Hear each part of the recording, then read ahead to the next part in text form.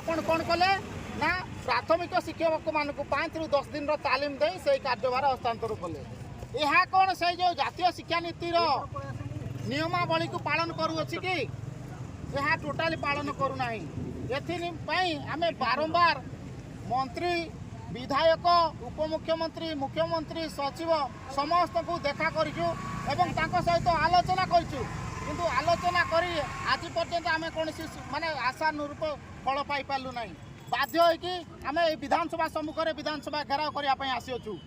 तो सरकार जदि आमको आम कथा न शुणे आमको आग्रह न देवे जेहेतु आम तो अधिका किसी मागुना आज्ञा गाइडलाइन को गवर्नमेंट फॉलोअप करूँ से अनुसार नियुक्ति दिंतु।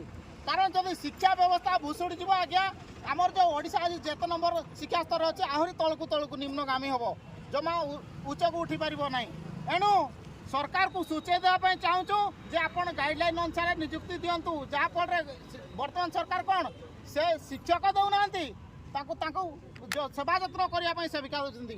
तो जदि सेवा जत्न करने सेविका दिज्व पिला आगे विद्यालय को जीव कौन पाई विद्यालय को मुख्यतः छात्र छात्री मैंने शिक्षा ग्रहण करने जाती एवं जो तालीम प्राप्त शिक्षक शिक्षा दे पारे से गुणात्मक पूर्ण शिक्षा पाइपर किंतु गुणात्मक शिक्षार ना देकी से सेविका देकी भंडे देवाई चाहती ओडिशा सरकार मोहन सरकार ए अराजकता चलना ना ता विरुद्ध में आम निश्चित भाव में स्वर उत्तोलन करूँ एवं हाइकोर्ट में द्वारस्थ होइचु।